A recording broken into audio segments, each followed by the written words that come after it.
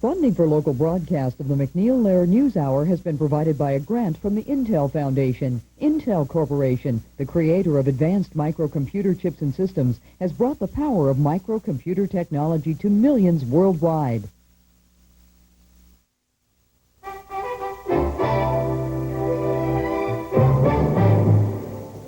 Good evening. I'm Judy Woodruff in Washington.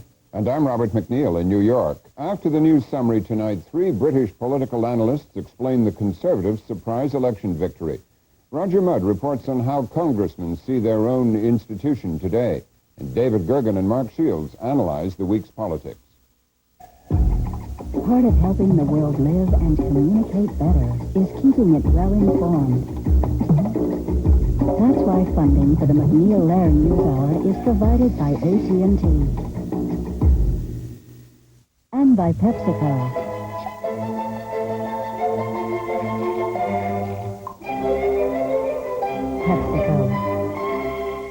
And by the Corporation for Public Broadcasting.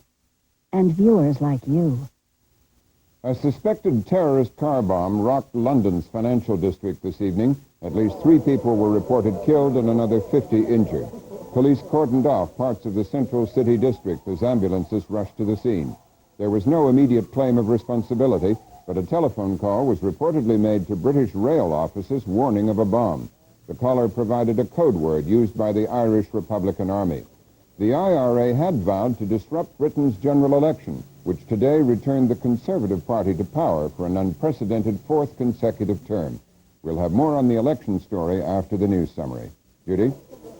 President Bush today took a first step toward changing the nation's welfare system. He loosened federal regulations so the state of Wisconsin can reduce welfare payments.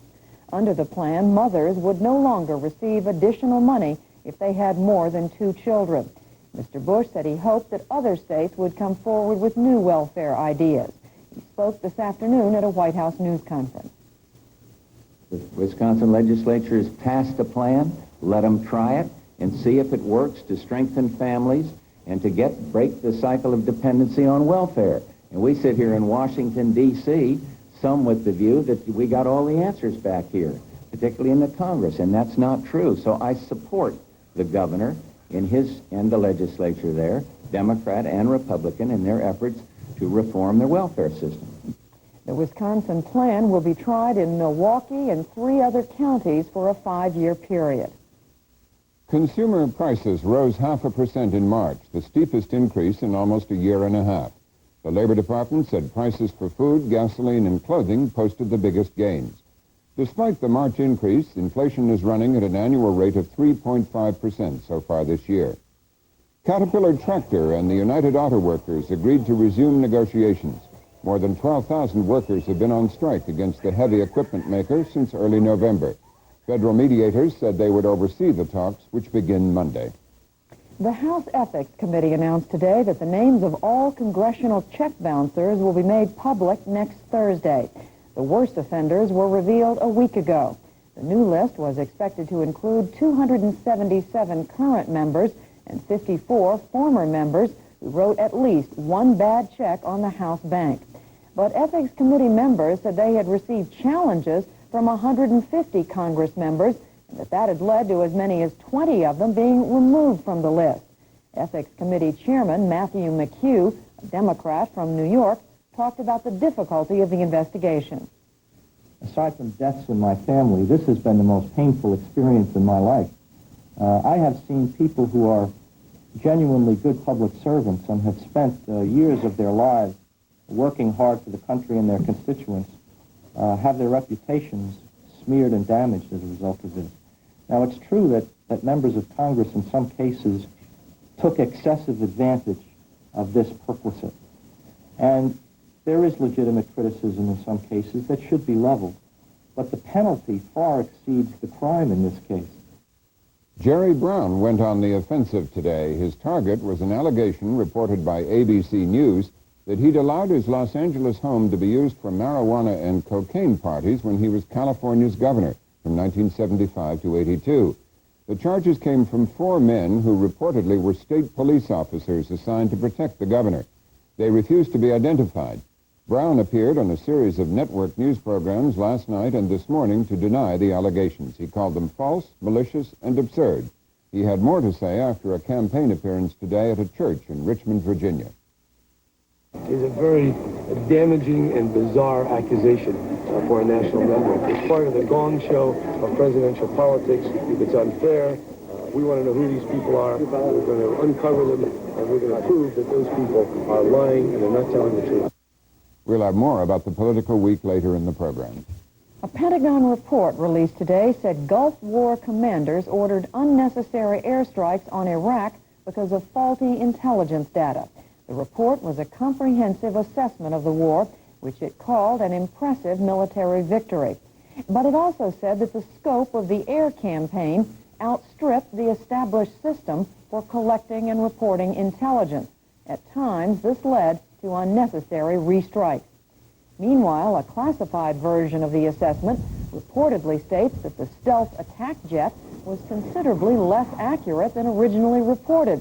The Washington Post said today that the Air Force F-117A stealth attack jets placed laser-guided bombs on just 60% of their targets, rather than the 90% as the Air Force said during the war.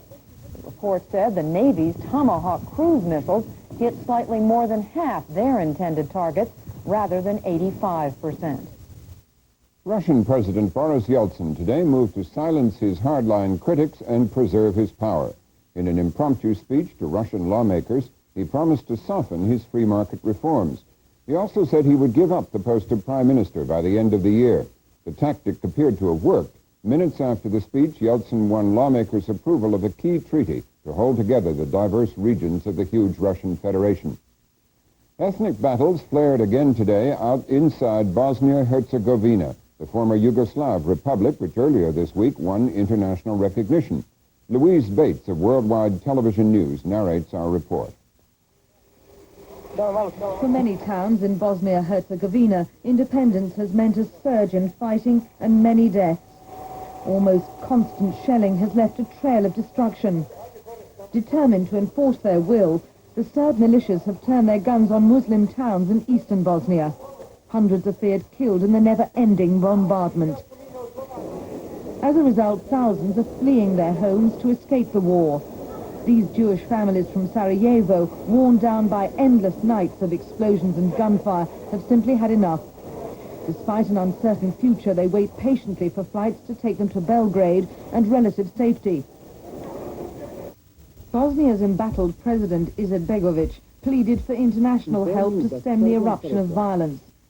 He called upon his Serbian counterpart, Slobodan Milosevic, to call off his troops and to put an end to the terror. Izetbegovic has always sought to avoid open confrontation with the federal army.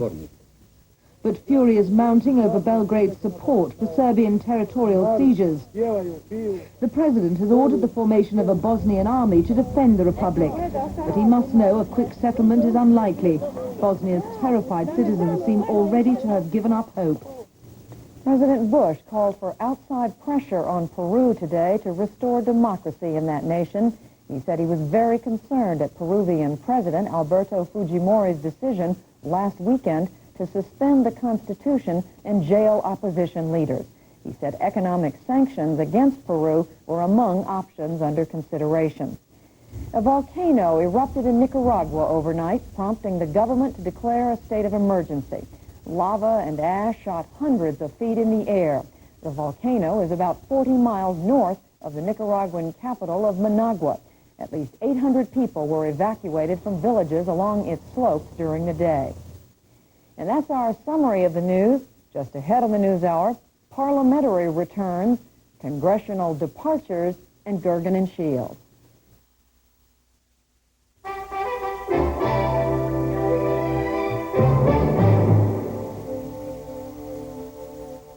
We begin tonight with a political story with a different twist. It comes from Britain. Unlike angry voters in American primaries and recent European elections, the British electorate decided not to pummel its incumbent office holders and ruling party.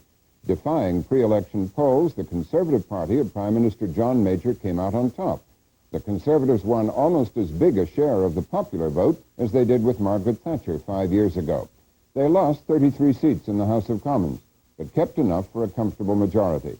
The losers were the Labour Party of Neil Kinnock and the Liberal Democrats, who'd hoped to win enough new seats to force a coalition government. Michael Brunson of Independent Television News reports from London on the morning after reactions there. It was his moment of triumph, of victory. I'm absolutely delighted with the outcome of the general election. May I say personally that I feel deeply honoured to have been given the opportunity of continuing the work I've started in the last 16 months. Later, a present for Mr. Major from some very small boys with police assistance. And then there was the Prime Minister again. No photo opportunity to be missed today. All in the greatest possible contrast to the arrival back at his West London home of the leader of the Labour Party. The word is that Mr. Kinnock and his wife Glenys feel that they've taken enough punishment, that only huge persuasion by others will change Mr. Kinnock's decision to step down. About his future, he only said today that it would be long and wonderful. It's going to be long and wonderful. And the Liberal Democrats? Applause greeted their positively last appearance on their campaign battle platform in London. They'd hoped to increase their share of the vote and their number of MPs. They did neither. But party leader Paddy Ashdown and campaign director Des Wilson refused to be gloomy. I think we have returned to having a powerful third party in this country, and that third party is now showing a steady and consistent build. This afternoon, I talked with three British political analysts in London. Hugo Young is a political columnist with The Guardian and the author of a biography of Margaret Thatcher entitled The Iron Lady. Sir Peregrine Worsthorne is a political columnist and former editor of the Sunday Telegraph. And joining us from another studio in London is Shirley Williams. She's a former Labour Party cabinet minister who helped create the Social Democratic Party in the early 1980s. She's now a member of the Liberal Democratic Party. She's also a professor at the Kennedy School at Harvard University. Mrs. Williams, how do you explain this result that appears to have surprised everyone? It's a very strange result. I think up until last weekend, it was fairly clearly on course for a Conservative defeat and probably a balanced parliament, a hung parliament between the three parties. What happened at the weekend, I think, was that the message from the Conservatives that a vote for the Liberal Democrats might let in the Labour Party, combined with a feeling that a Labour government might be a very uncertain outcome, led a great many disgruntled Conservatives, people who are fed up with the poll tax and the National Health Service reforms and so on, to go back to the Conservative Party. So what we've seen in the last 3 or 4 days is a movement back to the Conservative Party, one that neither the pollsters nor indeed the analysts had for one moment expected to happen. Sir Peregrine Worsthorne, do you see it that way? I think it was almost inconceivable that a Neil Kinnock government could win in the middle of a recession, because Neil Kinnock and Labour are a very unlikely group of people to get Britain out of the recession. I think the polls got it wrong. I think the media got it wrong. 3 months ago, everybody would have said, everybody would have agreed unanimously, it was absolutely the conventional wisdom, that there was no way that Labour could overturn the Tories' immense majority in one fell swoop. They'd have to have 2 elections to do that. Then suddenly the polls started telling us that the swing was going to be sufficient, and people were stupid enough to believe it and to be surprised by the result. I think the result is not nearly as bad for Labour as the media is suggesting. I think they did as well as they possibly could. So I don't think it's a surprising or a sensational result. Hugo Young, were the polls wrong, or did people change their minds at the last minute? I tend to think the polls were wrong. I'm sure some people changed their minds at the last minute. But the polls were so wrong at the very end. I mean, the polls were wrong 24 hours before the vote, which suggests to me that the polls have been all over the place all the way through. And that although I'm sure that the Conservative pointing out that if you voted Liberal Democrats you might let Labour in had an effect, I think that actually that, in a sense, Perry is right, that somewhere below the surface, this was an election which I was the very last to say so, but I now see that the Tories were really very likely to win. I disagree with Perry, though, when he says that it's not bad for the Labour Party. I think it's catastrophic for the Labour Party. And I think actually that the Labour Party, as we now know it, is probably finished. And what will now happen on the left of politics here is edging towards some very necessary revision of the relationships between the divided left. Well, tell me what you think is going to happen immediately to Mr. Kinnock. I mean, he had bravely led, and at some cost, led the party away from its socialist coloring into the mainstream as a social democratic party. What's going to happen to him? Mr. Kinnock has said that he will announce on Monday what he's going to do, and everybody's reading that as saying that he's going to go. He may not go immediately. He may, in fact, say that he doesn't intend to lead Labour into the next election, which is a sort of convenient or polite way of saying he will stay until the next party conference in the autumn and allow quite a long time for a race to develop between probably 3 or 4 or even 5 different contenders. But I think Kinnock has served his time, and he's done something which I think history will praise him quite highly for, but he cannot really fight 2 elections and lose them and expect to survive. Shirley Williams, do you think the Labour Party is finished as a party of the left and is now going to have to remake itself? Shirley Williams, could you hear me? Peregrine Worsthorne. I think that Mr. Kinnock will almost certainly go, and by going, the process of modernization of the Labour Party will be completed. I think this is the essential condition of Labour being a serious party. And in some ways, I think it's better for Labour that they lost, because I think they would have inherited a poisoned chalice. By losing, they are going to be able to get rid of Kinnock, and Kinnock was their great liability. Although the media like to pretend that the public might accept him as a leader in a recession, in a bad economic time, there was never a chance in hell that that was possible.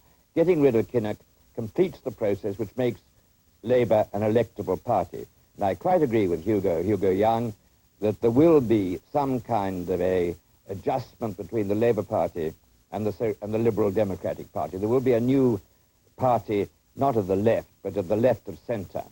And it will be probably still called the Labour Party. It may be a Lib Lab. They'll find a new, I don't think they'll change the name even. I think this is good news for the Labour Party. I think if they'd won, they'd have been in a disastrous position, rather like the last Labour government in the middle of the great recession of the late 1920s and early 30s. Well, so I don't think it's bad news. I think they'll complete the process of modernization and be back fighting for the next election. Well, if that's the case for the Labour Party, what about the right wing of the Tory party? Mrs. Thatcher said after the election, this means that her policies have been vindicated in so many words and will continue. Is she right? Does this election vindicate her policies?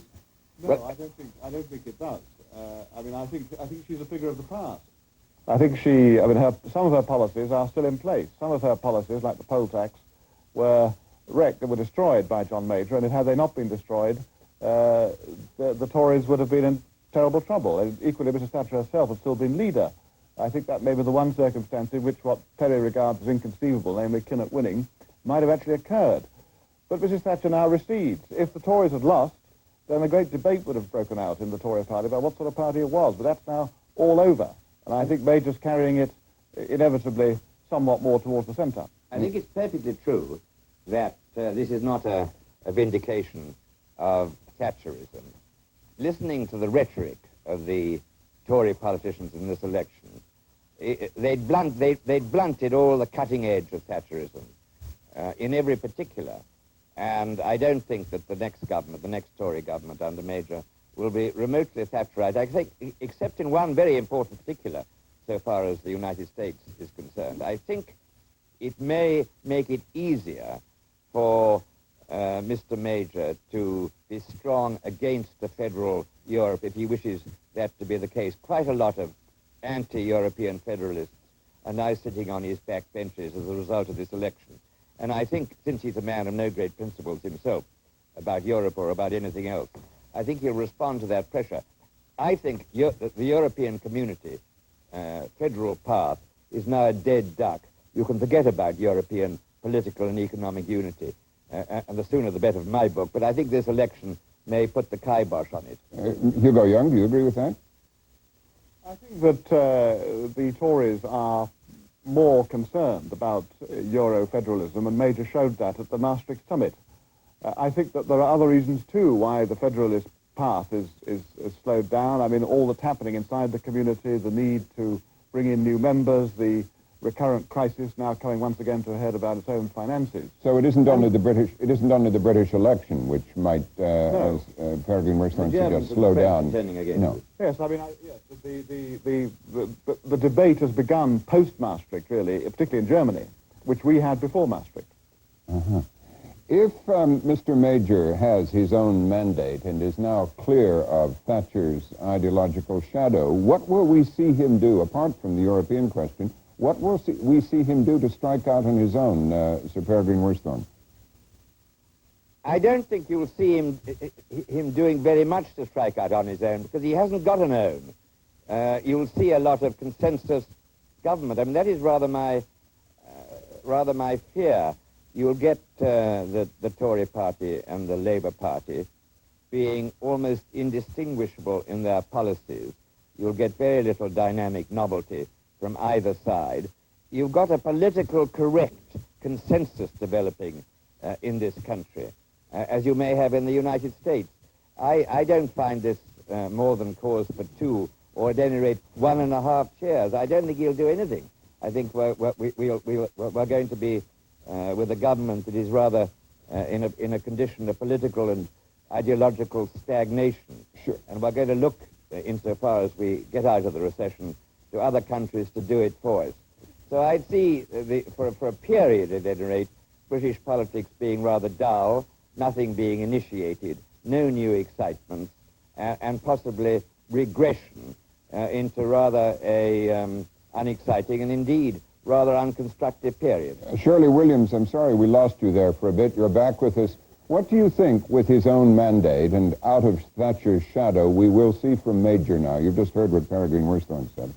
Yes, I don't agree with Peregrine at all. I think that Peregrine has simply dismissed the fact that there were clearly very grave doubts about Conservative policy under Thatcher, which were expressed very clearly in this election. Doubts particularly about her imposition of the poll tax, about her approach to questions of constitutional democracy, about her approach to the National Health Service, about her approach to education, not least about her very, very centralizing and somewhat dictatorial approach from Whitehall towards the problems of the country. And I think many people feel that Mr. Major has reverted to a rather more normal style. He's gone back to something of a more moderate Conservative style, a one-nation style. And although I personally would like to have seen a change in government, because I think a country like this one depends very deeply on an alternate government in order to retain its democracy. We have no constitutional underpinnings like the United States. Almost everything depends upon a balance between government and opposition, and the fact that the one can replace the other. Nevertheless, having said that, Mr. Major's form of government is likely to be more acceptable to the British people. As for climbing out of recession, I think, frankly, that neither we nor Germany nor any other country has it entirely in our power to do so, and what is happening in Japan may, in fact, be the most disturbing single thing to hang over the whole of the present politics. One other thing I'd like to say very quickly, and that is that I think there is now a very serious challenge facing the question of what the opposition will be in Britain. I think we're likely in the next few years to see a very considerable realignment of the opposition, probably with constitutional reform at its heart, and also with the question of our relations with Europe. And here, the question of how far we go towards, for example, a more thoroughgoing membership of the community, a more active membership of the community, is still very much, I think, a live issue. Mm-hmm. Hugo Young, what do you see Major doing now that he has his own mandate? And how will we notice the difference, if any? Well, I think you have to remember this is a very conservative country, conservative with a small c. And that's what, to me, this election has reminded us, that despite the apparent signs that the government wasn't going to ride out politically the recession, it has done so. The country's returned a conservative government with a conservative small c leader. That is to say, somebody who's not a radical. We've had our radical phase under Mrs. Thatcher. A lot of things were set in train. A lot of them are not completed. Reforms of all the social services, more privatizations. There's quite a lot to be done, which is pretty unexciting. But that's Major's nature. He's not the sort of person who really wants to stir the waters. His biggest idea of his own in the 16 months he was Prime Minister was something called the Citizens' Charter, which is a series of rather sort of PR-based, public relations-based statements of well-meaning intent about how to satisfy the voters and the customers better. That is not a big idea, but it's the biggest idea Major had. It's really more a question, I think, that what won't happen as a result of Labour not being elected. The present programs for reforming the National Health Service and our educational system will go ahead. If Labour had won the election, they would have been put into reverse and we'd have had another great upheaval.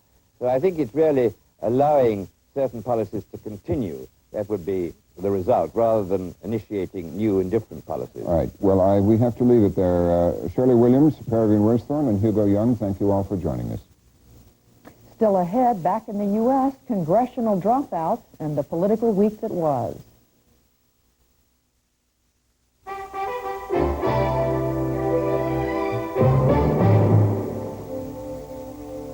Next tonight, should rank have its privileges? Members of Congress and the executive branch have been on the defensive for the last several weeks.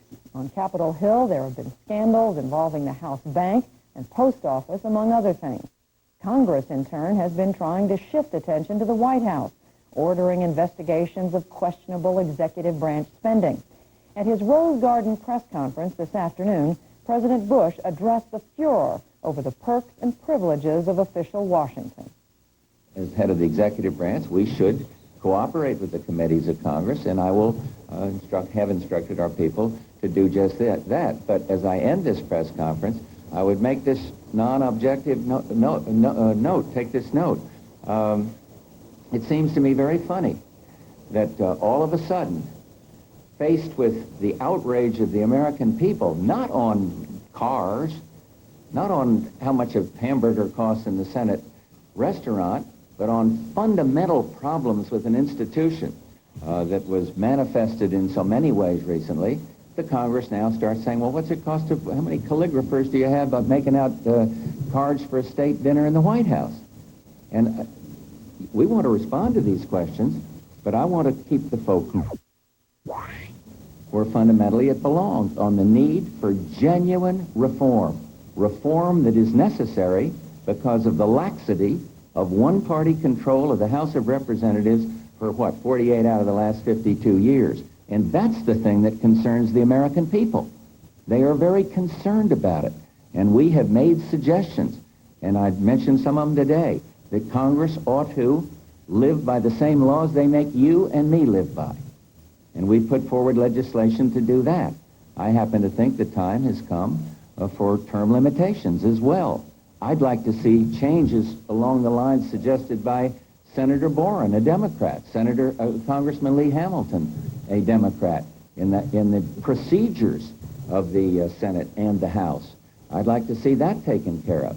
And so we're talking about fundamental change and reform that is clearly needed, and some up there, not all the congressmen, because I think some are addressing themselves seriously to reform, and some are saying, oh, we'll get them. They're talking about the trip I took to some Timbuktu on a jet. Let's go find out how many calligraphers there are, guys mowing the grass at the White House. And we'll try to respond as fully as we can, but let's keep the sight set on what is fundamentally needs reform and change. Much of the talk about change and reform comes from the members of Congress themselves, who have their own ideas about what should be done to make Congress more effective. This week, 2 more prominent members announced their retirements. Republican Representative Vin Weber of Minnesota and Democratic Senator Tim Wirth of Colorado. Contributing correspondent Roger Mudd looks at the reasons why so many members feel they've worn out their welcome in Washington. The Congress is, without doubt, easier to make fun of than any other part of government. From the beginning, it has been fodder for the comedians. Mark Twain once called it America's only native criminal class. Artemus Ward, the 19th century humorist, used to say, I am not a politician and my other habits are also good. But for many, the jokes, the abuse, and the ridicule are starting to overwhelm. Listen to 4 members of the Congress assess the current morale. Democratic Senator Robert Byrd of West Virginia. Not very high right now. Why not? Because of all of the attention that's being given to so-called perks. Democratic Representative Daniel Rostenkowski of Illinois. Well, it's at a new low. There's no question about that. I think that we're disorganized. We're trying to put programs together that we can get 219 votes on, and it's very difficult. Members, would like to be positive, but there's so much infighting. And really, I've never, in the 34 years that I've been here, I've never seen so much politics as opposed to progress. Democratic Senator David Boren of Oklahoma. Oh, it's almost too depressing a task. I think I've never seen such a level of frustration. First of all, there's a feeling on the part of those that are serious members, and there are a lot of people here that are serious, that came here because they wanted to make a contribution. That's how they wanted to spend their lives. They came here with a lot of idealism. And they had the frustration that they're working very hard every day, spending long hours, but when the day is over, they look at themselves in the mirror and say, have I really made a difference? Have we really weighed in on the big issues of the day? Republican Representative Jerry Solomon of New York. Well, the morale is very, very bad. I've been here since 1978. And to be perfectly frank with you, Roger, I almost feel like throwing in the towel because it's just... all of your effort seems to go by the board, and you don't seem to be able to accomplish what you were sent here to do. What is Congress's problem? What makes it so vulnerable? There are 100 reasons. The ancient ways of doing business, the archaic forms of address, the arcane rules, the institutional inability to lead, the Byzantine committee structure. We're fragmented. We have the average senator, for example, belongs to 16 committees and subcommittees, most of which are all meeting at the same time. And so you're racing from one place to the next, trying to do damage control, and you don't have time to sit, reflect, talk together, and work out plans on the big questions about what do we do about the budget deficit? How do we revitalize our education committee? What do we do about decaying inner cities? These problems just go by the boards while we deal with minutia. Life on the Hill, of course, has not been made any easier by the past three presidents, Jimmy Carter, Ronald Reagan, and George Bush, who not only campaigned against Congress, but once in office, regularly belittled the Congress.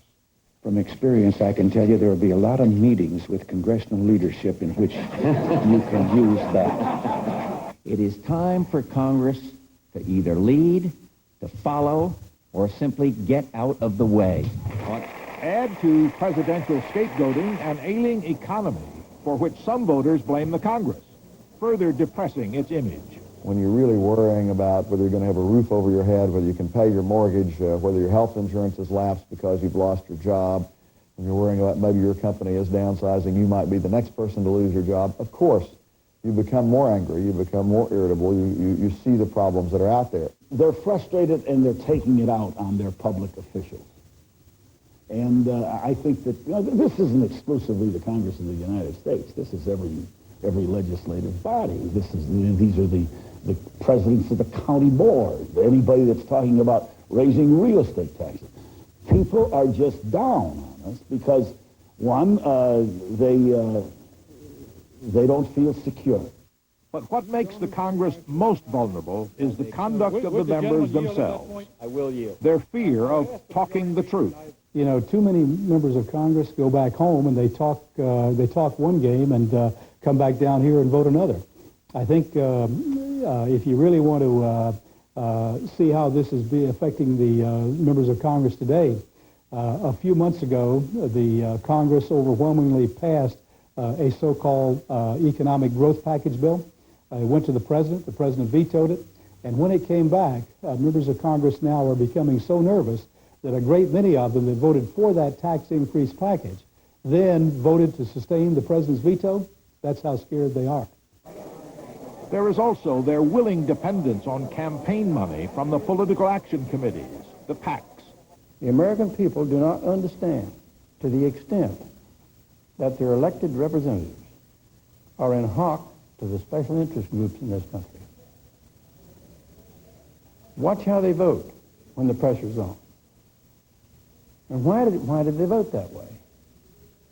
Because of the campaign contributions that they have to have if they're going to continue in public service. They spend too much time away from Washington and in Washington in the evenings raising money, running around with a tin cup in their hands, so to speak, staying away from their families, staying away from the committees, staying off the floor, The political action committees right now, for example, are pouring the money in. They're giving to incumbents 15 times as much as challengers. So what happens is you have people trying to please little tiny narrow special interest groups because that's where the money's going to come from to finance the next campaign, and fewer people looking at the big picture about what needs to be done for the interest of the nation. Mr. Chairman, I am upset that Mr. Archer has attempted to drag us into what appears to be bickering. In addition, the Congress seems preoccupied, not so much with issues as with staying in office. We've got a contingent of Republicans that have only one idea, and that is to take charge of the House of Representatives. We have Democrats that only have one idea, and that is to win the White House. And so it's infighting all the time. You know, I've been here since Eisenhower, and never have I seen it so adversarially exhibited. I mean, it's constant fighting. You been busy today, Filippo? And after decades of protecting their perks, their perquisites of office, the Congress is now embarked on what the New York Times has called an orgy of self-abnegation. I talked to the Speaker this morning. Get rid of all the perks. I mean, don't lower the perks to a degree, because as long as you keep the perk, it's a perk. Get rid of it. You said it to him? Well, you know something, Raj? Yes, I did. I don't have a car to park in the garage. I don't use the gym. I don't get my haircuts here. And if I do, I get one a year. And when I get it, I go out into the audience and I say, this is a $3 haircut. And most of the people will say it's not worth it. But the fact of the matter is, as long as the people are down on us, and you know we can do without them, get rid of them. Would you think that just flatly all perks ought to be abolished? I think for the most part, perks ought to be abolished. There are many of us that don't accept those perks today. But again, Congress has just built itself a situation where they sort of put themselves ahead of the American people. And they shouldn't do that. Now, looking at your wall, that's what we call the ego wall. Now, all those photographs came from the framing shop in the house carpentry office, didn't they? Yes, they did. did. A perk?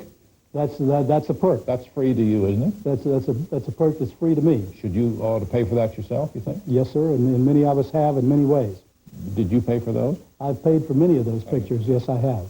Perks should be done away with, where there are real perks.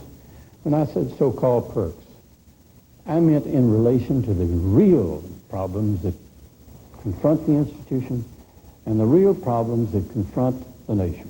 Perks, these are buzzwords. They're perks. If you're talking about free haircuts, we don't have them. But haircuts that we buy for less than the average citizen out there pays for it is a perk. We ought to do away with that. And we're doing away with it. As President Pro Tem, you have a car and a driver, do you? Yes, I do. Is that a perk? Some people may think so. Do you? Well, it may be, but let's take a look at that. President Pro Tempore is a constitutional officer. He's fourth in line for the presidency of the United States. He has a lot of work to do. And I consider that to be a necessity. I think if the American people could be made to understand that most members of Congress are honest, they're hardworking, they reflect the kind of people who send us here. The people out there still retain their old values. Most of us here do. I don't go to the restaurants and eat. I bring my little brown bag every day. I don't go to the gyms and exercise. I get my exercise in working, mopping the floors at home, vacuuming the floors at home. I work and I study. I don't watch junk television. I don't go to the junk movies. I don't play golf. I don't play tennis. All that's all right for those who like it. But I work. And there are a lot of people here just like me. Mr. Rodino. Hi. Everybody has their personal list of congressional high points. The House impeachment hearings on Richard Nixon. What guarantees do we have that war will be brief? The Senate's debate on declaring war against Iraq. But woven in and around the high points are dozens of base and embarrassing moments that have further eroded the public's confidence in government. What else explains the public opinion polls that reveal for the first time less than half of the citizens now approve of their own congressman? He's not looking out for us. He's just looking out for his own welfare. You know, he's trying to enrich his life. What else explains the spreading belief that life on Capitol Hill may not be worth living? Dozens of members have said they will not seek re-election, including Republican Senator Warren Rudman of New Hampshire. So you say to people, well, look, let's get together and do it, but you can't get consensus because people are concerned about their own political future. And frankly, Jim, I'm just tired of it. I'm just tired of it. Where to begin to explain what David Boren calls the downhill slide of Congress? Begin just after Watergate, when the congressional reform movement swept away much of the power held by the leadership and the committee chairman. That, in turn, caused party discipline to atrophy, which resulted in 535 individual members practicing the politics of personal survival. I think we've all become independent contractors. Members of Congress all have their own PACs. They don't belong to the Democratic Party. We haven't the team effort exhibited in what we're trying to do. Members will not support a program that has long-range ramifications. The people, the American people, are not satisfied with long-range plannings. They're impatient. And so what we do is here we do the quick fix. In the opinion of some members, the televising of Congress has done little to raise the level of discourse, but has instead put on national display endless hours of mindless quorum calls and incessant bickering. A great segment of the American people now have been able to see Congress in action, and I think they're beginning to realize that there are serious problems down here. And I can tell from my correspondence, which you can see on this desk, that I'm getting letters from all over the country from people who are really upset and disturbed at what they see, at the partisan bickering, which leads to no answers and no results. Most recently, the Clarence Thomas Anita Hill show, put on by one of the Senate's most learned committees, the Judiciary Committee, was by most every account mishandled and showed a dozen senators at their windiest. Add to that what seems to many on Capitol Hill to be a mood of pervasive self-indulgence. Underlying diseases that we're misorganized, we have become bloated over a long period of time in terms of our own bureaucracy, in terms of more and more benefits to members. Everything is geared toward incumbency, toward keeping people here, toward the re-election, toward getting patronage. People want subcommittees so they can add 3 or 4 more of their friends to their staff for that subcommittee, and it's a sign of power. And what happened with the House Bank? Well, there's just sort of one step from that to say, yes, we ought to have our own bank, and yes, we ought to have our own medical clinic, and yes, we ought to have our own this and our own that. The people perceive this institution as an institution in which we're all highly paid, and we don't do our work. And that's true. It's true that you don't do your work? We don't spend enough time on the job. We're well paid. We ought to be here 5 days a week, at least 3 weeks out of every month. And we ought to have votes every day. There's a lot of oversight work to be done here. There's plenty of work to be done. So why isn't it being done? Mainly because of the money chase. Over the past 2 or 3 years, the Congress has been pummeled by one ethical or moral lapse after another. The forced resignation of House Speaker Jim Wright. The formal denunciation of Republican Senator Durenberger for reprehensible financial misconduct. The reprimand of Democrat Barney Frank of Massachusetts for misusing his office to help a male prostitute. The resignation of Republican Buzz Lukens of Ohio following new allegations of sexual misconduct. The forced retirement of Democratic Senator Brock Adams of Washington following allegations by at least a dozen women of improper and unwanted sexual advances. The Senate Ethics Committee's investigation of the so-called Keating Five. 5 U.S. senators caught up in the savings and loan scandal, accused of allowing Charles Keating's political contributions to influence their behavior. And finally, the House bank scandal, spreading fear and panic among members who find themselves unable to explain how they can run the country, but can't keep their own bank accounts straight. The congressional response so far has been a lot of hand-wringing, the appointment of a bipartisan task force, the tightening up of some selected perks, and the launching of a full-scale investigation of the perks at George Bush's White House. But the jokes keep coming, even from within. Republican Congressman Fred Grandy of Iowa said the other day, "It's a shame the way 90% of the members keep ruining it for the rest of us."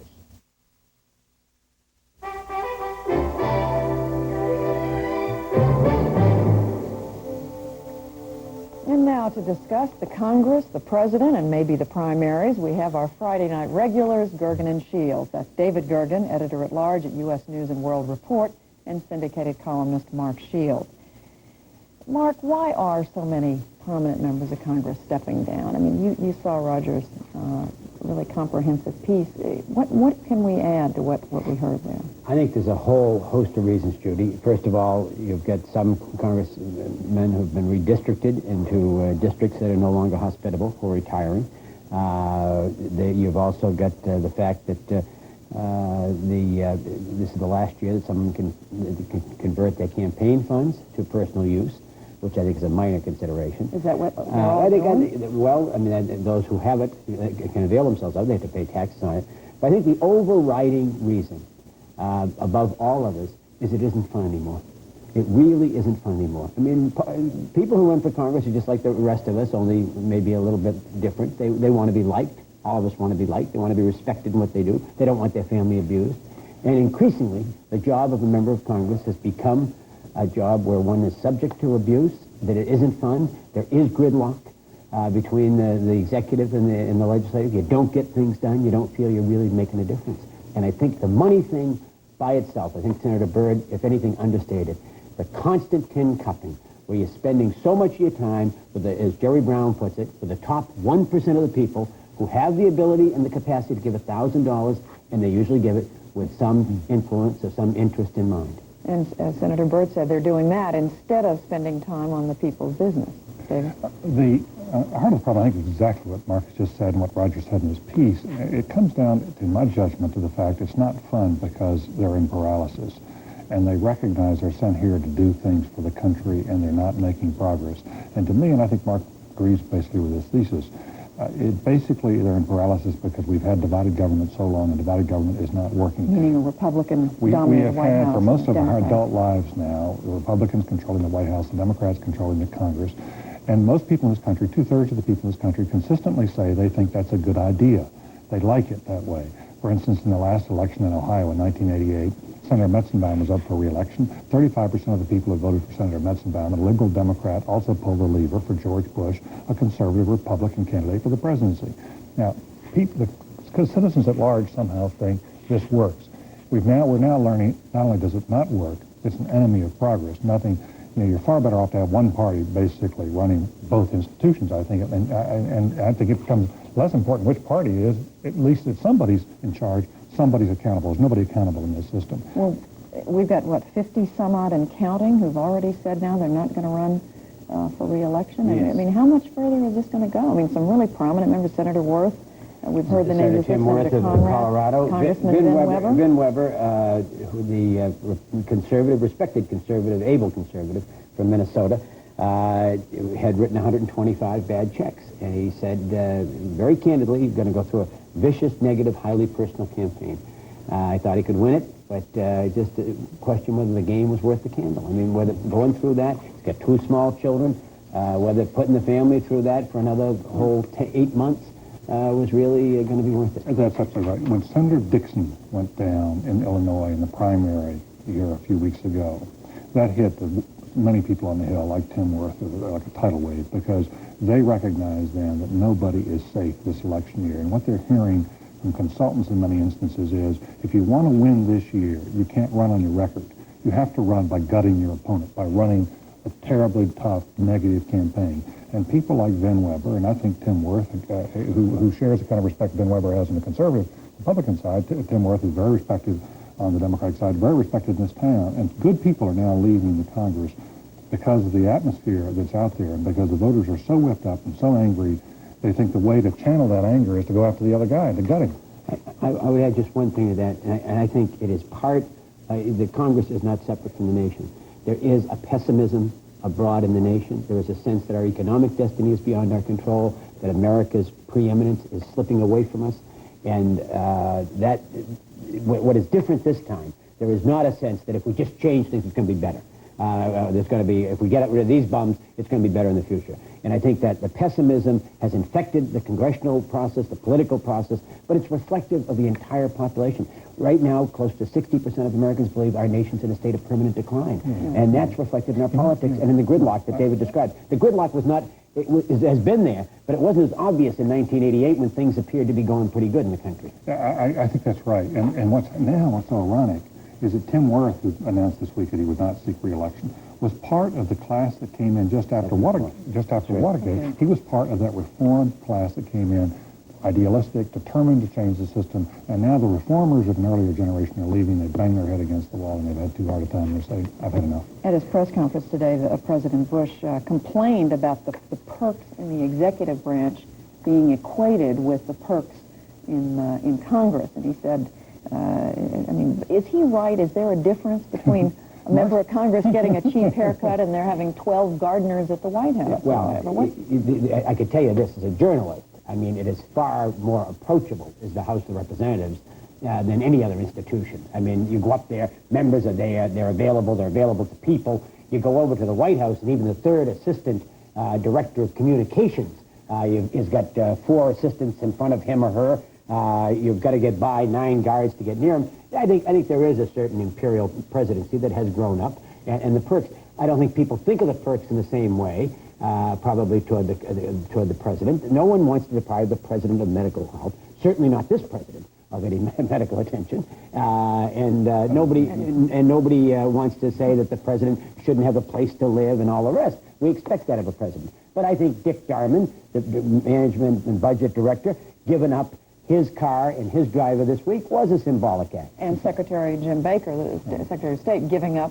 discovering how the rest of America plane, flies. I mean, a government plane to go off on personal trips. Well, given some of the craziness up in Congress, maybe they need more doctors up there to deal with all that. But I didn't quite understand the business about the president and the doctor. We want the president to be healthy. Well, yes, I totally agree with that. Yeah. There's no question, and Marcus made this point many times before, because he's been making this equation many times before, is that there are large perquisites in the White House and the executive branch. There's no question that some of them have been abused. Witness Johnson in his plane flights. We've had a story this week about the Vice President going out on golf trips. Now, I don't know why somebody doesn't call that off, because the taxpayer should not be paying extra money for him to go out and play golf. Well, the Vice President said yesterday it was entirely within the rules and regulations. It is entirely within the rules and regulations, but it's not what people expect. It does not comport with what people traditionally think of as the public trust.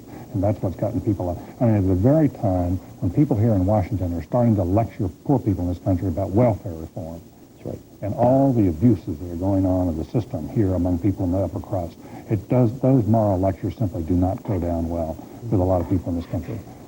There's been, and just in connection with this at the White House, there have been several stories this week about so-called disarray inside the White House, and it may be that some of this that you've been talking about may be part of this. Today, the president emphatically said, this is not true, the stories are wrong. Is there more there behind the scenes going on, Mark, David? Judy, President of the United States, fell to 39% favorable. He's got over 50% unfavorable in the polls. His chief of staff is under siege and attack and criticism. Tension between his campaign and his White House staff. Indecision in the White House. Every one of those stories was written in the spring of 1980 about Jimmy Carter.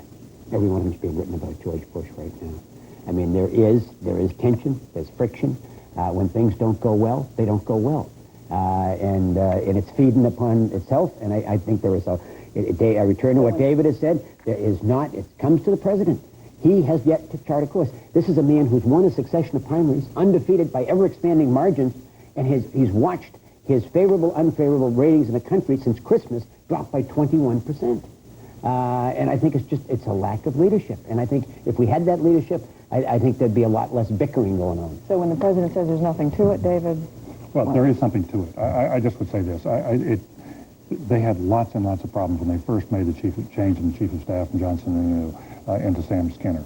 Things were chaotic at that time, but morale was terribly depressed. We talked about it one night here on the show.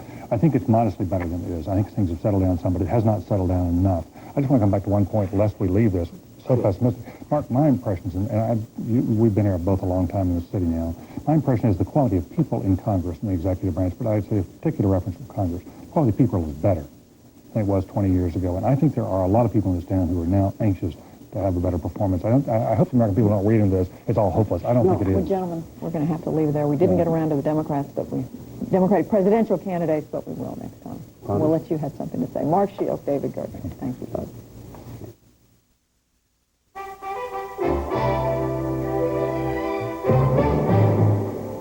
Again, the major stories of this Friday. A suspected terrorist car bomb exploded in London's financial district, reportedly killing at least 3 people and injuring 50. The Irish Republican Army had threatened to disrupt the British general elections. Prime Minister John Major's Conservative Party won an unprecedented 4th consecutive term in those elections yesterday. Good night, Judy. Good night, Robin. That's our news hour for tonight. We'll be back Monday night with a discussion of the competing plans for reforming the nation's welfare system. I'm Judy Woodruff. Thank you and have a good weekend. Funding for the MacNeil Lehrer NewsHour has been provided by PepsiCo.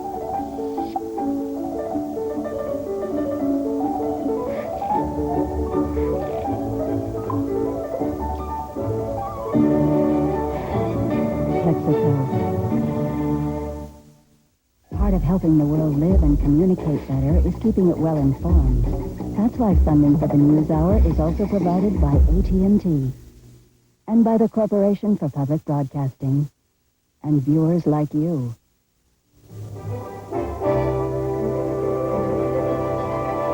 The MacNeil Lehrer NewsHour can be heard on OPB Radio, 550 on the AM dial at 11 o'clock tonight.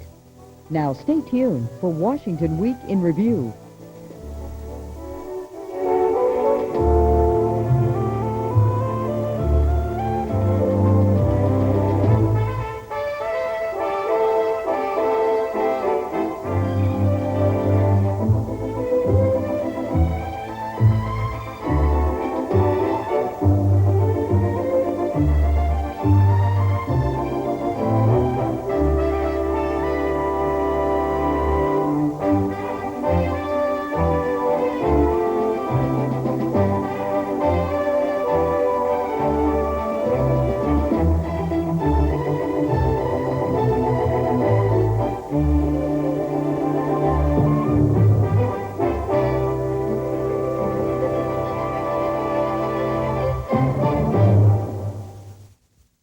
Video cassettes of the MacNeil Lehrer NewsHour are available from PBS Video. Call 1-800-328-PBS-1.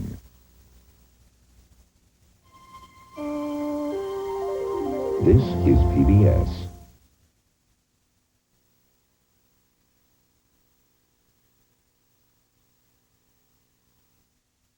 Funding for local broadcast of the MacNeil Lehrer News